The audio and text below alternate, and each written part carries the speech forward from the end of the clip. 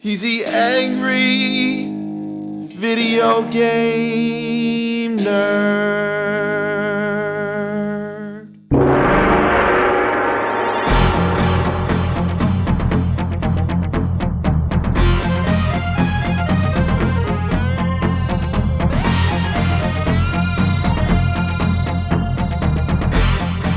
Motherfucking Mortal Kombat. You don't get much more badass than that. When this sumbitch came out, it changed the landscape of gaming entirely. It garnered praise and a ton of controversy. Even the government was trying to ban it until they came up with the bright idea of ratings. It's crazy to think with how violent the series is today, this caused an uproar.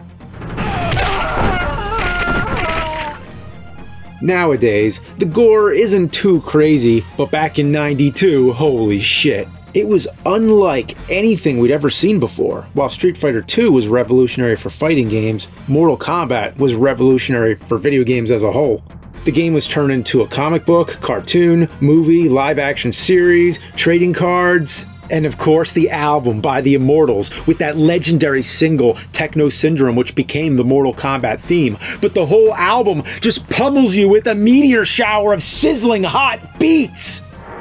One of the biggest things about this game was the special moves and the fatalities, which all required complex button combinations, which we had to commit to memory. You know how much of our brain power that used up? We were sitting in school and supposed to be listening to our history lesson, but instead we're tuning out the teacher and just thinking forward high kick, down up low punch. You know, we're all hopped up on GamePro magazines. We can't wait to get to the arcade. So once the bell rings and school lets out, that's the time to let it rip, to let it fucking loose, run to the bus screaming, Mortal Kombat! Yeah, just like the kid in the commercial. I mean, he goes out in the streets and screams Mortal Kombat as if his life depends on it, with raw emotions tearing through like a shockwave, paving a radius of mighty force emanating from the ground where he stands. And then a crowd marches out, as if they heard the call to action, as if to say, damn straight, Mortal Kombat. Because this isn't just a game, this is a way of fucking life. The commercial, of course, was announcing that Mortal Kombat was coming to home consoles. The year of our Lord, September 13th, 1993. Mortal fucking Monday. This would be the day a crowd of edgy 90s teens gathered in the streets to celebrate. Because when it was in the arcades, it was always surrounded and guarded by bigger kids, the quarter hogs. But now, we'd be taking it back to our own homes. That commercial announcing Mortal Monday was like a call of freedom, a call that begged to be reckoned with, a call that defined a generation. Mortal Kombat! While the definitive way to play Mortal Kombat will always be the arcade, people couldn't wait to bring the game home and start ripping out hearts and spines from their couches. Each port is more or less a fair recreation of the arcade version, however they all have minor and sometimes major differences that keep the game from being 100% there. We still ate it up though. Mortal Kombat's launch went down as one of the biggest game releases in history, and we all crowded around our living rooms to witness it in all its violent glory. So, how'd all these ports stack up against each other? Like this. First, let's look at the Super Nintendo version. This port was published by Acclaim and developed by Sculptured Software. After turning it on, you get this little animation of Goro walking up and punching the Acclaim logo. Yeah, and of course, Acclaim is the company that bought LJN. Yeah, punch that logo, Goro. Yeah. Punch the fuck out of it. Yeah, I could watch him punch that fucking logo all day. So, right off the bat, I'm going to address the elephant in the room. The thing that everybody talks about is that the Super Nintendo version was censored and is infamous for removing the blood or replacing it with sweat. The sweat thing? If that's really supposed to be sweat, you know what? That's kind of disgusting. I think it's even more disgusting than blood. I mean, how sweaty are these fighters to begin with? They only just started fighting and like a gallon of sweat came out of Scorpion. I hope they're slamming down Gatorade in between matches, otherwise they're going to have some serious dehydration issues. In my opinion, the first Mortal Kombat was never known to be a tight and precise fighting game. It was more of a mindless blood sport that you and your friends played for fun. And it was just the style of it, how it was basically like Enter the Dragon, the game.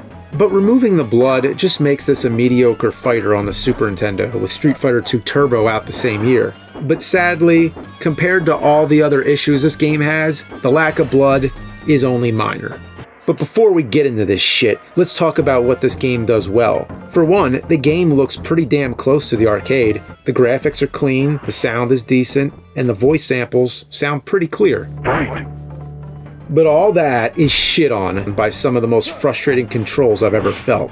The game just feels unresponsive. There's been so many times where I'm hitting buttons and nothing happens. Sometimes I'll be nowhere near the enemy, but able to sweep them infinitely from a mile away.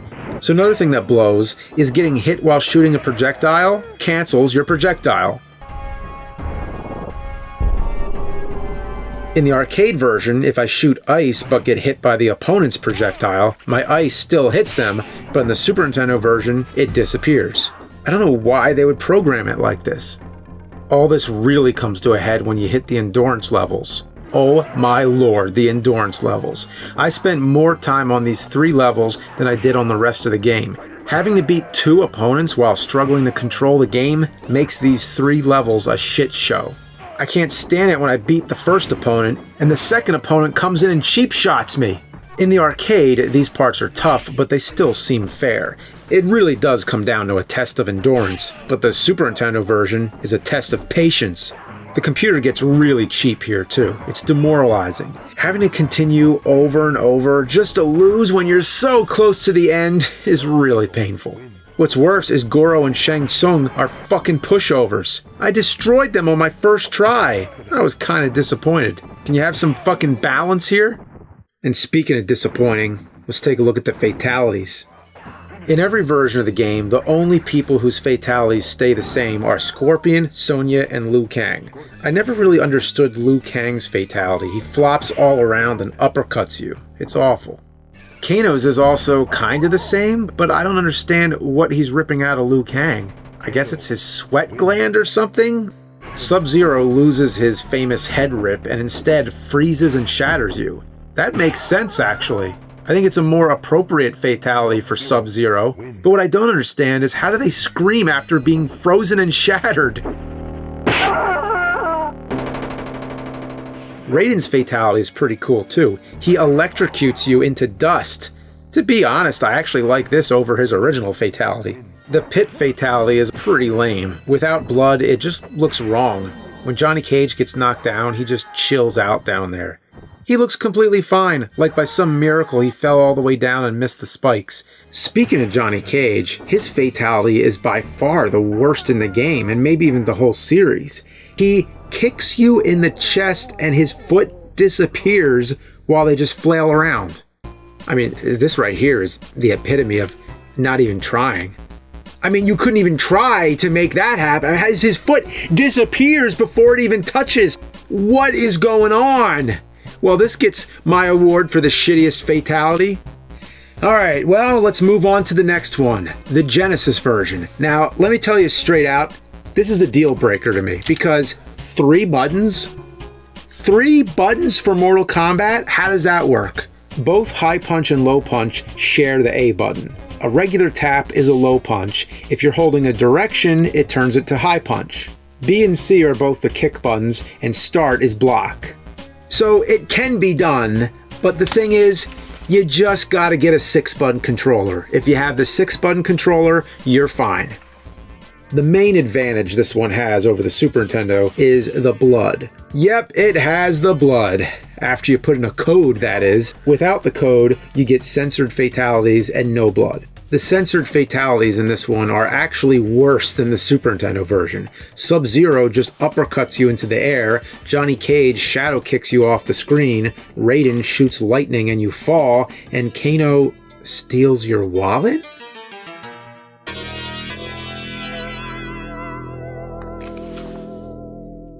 He steals your wallet.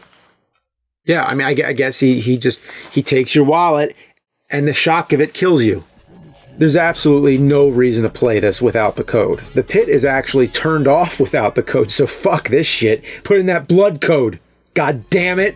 Reset and hit ABACABB or ABACAB at the text in the beginning. There's also a second code called the Dullard code. You get this one by hitting down, up, left, A, right, down at the start screen. Get it? It spells Dullard. Besides unlocking blood and the real fatalities, you also get a cheat menu that lets you do some cool stuff. You can make it so the computer always uses a fatality, make Reptile appear before every fight, give yourself infinite continues, and make the head of Fergus McGovern bob around the moon. Fergus McGovern was the founder of Probe Software, and his face pops up as an Easter egg in their Mortal Kombat ports. He shows up in Mortal Kombat 2 as a secret fatality, the Fergality. Yeah, no joke, the Fergality. But anyway, back to the Genesis port. At first glance, it doesn't look as good as the Super Nintendo version. The colors are all muted and everyone has these red pixels around them. But hey, fuck it, there's blood, right? That's all you need. And the controls are actually responsive and don't feel like there's 8 seconds of lag. The music has that signature Genesis feel and actually sounds groovier than the Super Nintendo. I mean, listen to the courtyard music on the Super Nintendo.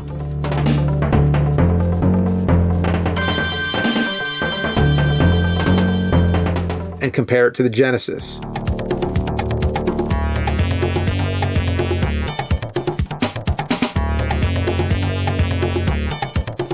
So, overall, it's a decent port with flaws that don't harm the overall experience. Of course, you have to have the 6-button controller, though.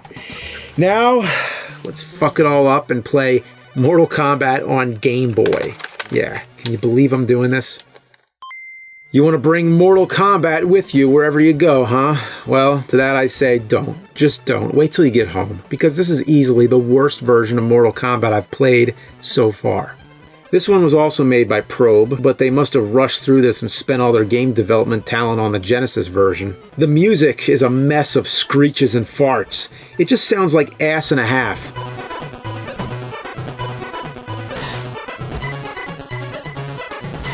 The game only has 6 characters instead of 7. You can't fit one more guy? They could do 6, but they just couldn't do 7. Johnny Cage is left out on this one, but I'm pretty sure he's cool with it. Liu Kang has one big tooth. Raiden looks like someone walked in on him in the bathroom. Scorpion and Sub-Zero are barely distinguishable. And Sonya has these dark, soulless eyes. She freaks me the fuck out.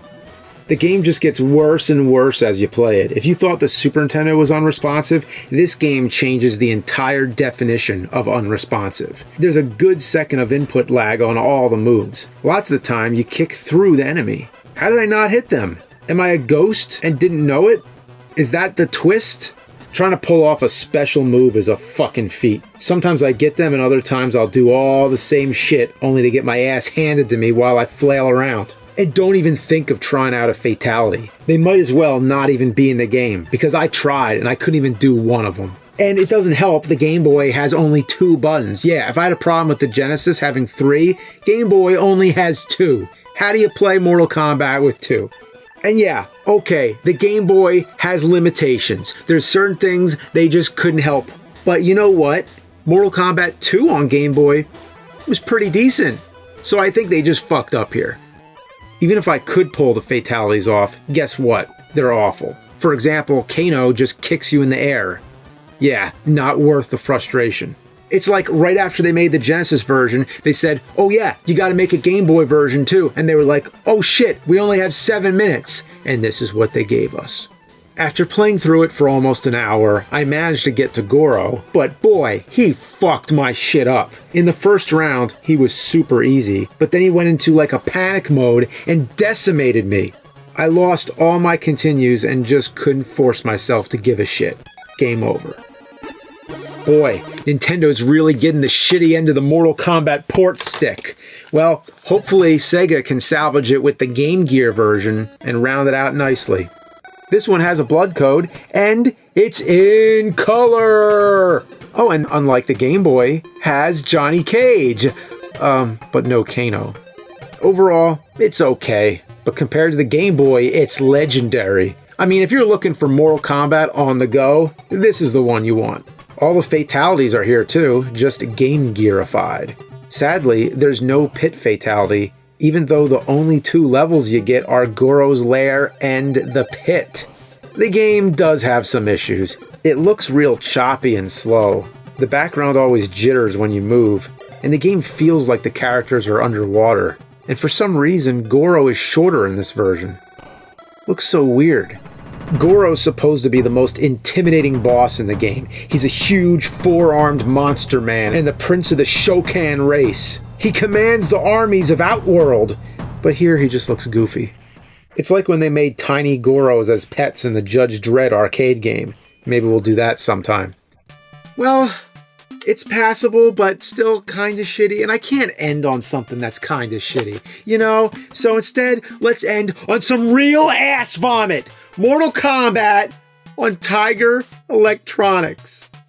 2 of them! 2! Yeah, cause why the fuck not? And would you know, Hasbro is bringing these things back? So the timing's perfect. So the first of the 2 was a standard Tiger Electronic in '93, and the commercial was hilarious. It was a bunch of kids on a playground trying to get rid of the damn game. Even the kids in the commercial didn't want this thing.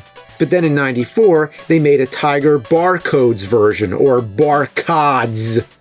Yeah, let's see what Tiger did to Mortal Kombat. Yeah, look at this. That Tiger fucking mauled it! Unfortunately, my Tiger handheld of Mortal Kombat doesn't work, you know, so I can't play it. All I see is a jumbled mess of a person on the screen, so we could just forget about this one. Except for the fact that they made Tiger handheld emulators. What the fuck? Yeah, Tiger handheld emulators. I'm not even kidding. I think it's safe to say we've officially hit the bottom of the porto potty when it comes to video game emulation. A human being had to actually scan all the artwork in the games and program them to work on a MAME emulator. So what you're seeing here is an emulated version of the Tiger Electronic Mortal Kombat, and now it sucks balls in HD. Surprisingly, the game features all 7 original characters, as well as Goro and Shang Tsung. Wow! The Game Boy and Game Gear version couldn't even get all 7. Well, that's 1 point for Tiger Electronics. Go get 'em, Tiger! But each character is just the same with graphics added. Sonya is the worst of all because she shares the same body as Johnny Cage and Liu Kang. There actually do exist button combinations where you can pull off special moves. This is also how you do the finishing moves, which just knocks them out. It's shitty, but honestly, I think I'd rather play this than the Game Boy version. Moving on, we have the Tiger Barcods version. This one's a bit bigger and actually has real sound instead of just beeps and boops. There's only 4 selectable characters in this one: Liu Kang, Raiden, Sub-Zero, and Scorpion. And Goro's the only boss, no Shang Tsung. The special moves and fatalities are the same as in the other Tiger game, but this time when you pull off a fatality, the opponent turns into a skeleton, which is kinda cool for a Tiger game. I mean, who would have thought? Fatalities in a Tiger game? And one really weird thing about this is that it comes with trading cards. No, not these trading cards. These kind of trading cards, which are the kind that you scan to get all kinds of power-ups and shit. I guess that's kind of cool, but you never know what the cards are going to do. Some cards give your character or the opponent more strength, defense, life, etc. But some cards outright kill you. Why would you want a card that kills you before the fight even starts? What is the point? And it's not like there's any descriptions on these cards that really tell you exactly what they do. It's just a guessing game, so they threw the death ones on here just to be assholes. There's also a card that kills the opponent without even having to fight them. Just scan it and they die. You can actually beat the entire game by just scanning this card. Yeah, so in case you're planning to speedrun a Tiger game, you could just scan this 10 times. I don't see the point. Why even turn the damn thing on to begin with?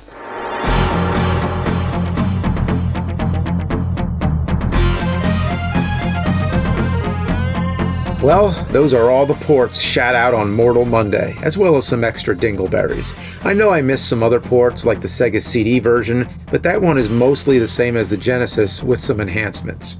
Also, I mainly wanted to stick to the original console releases. And the Tiger ones needed to be shit on because they exist.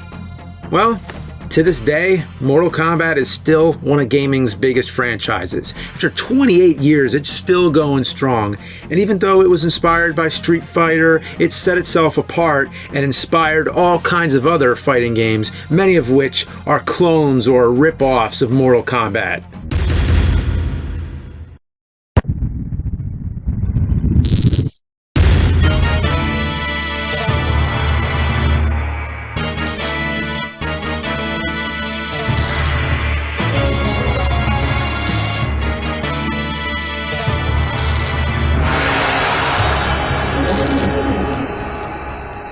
fuck? Where am I? Huh?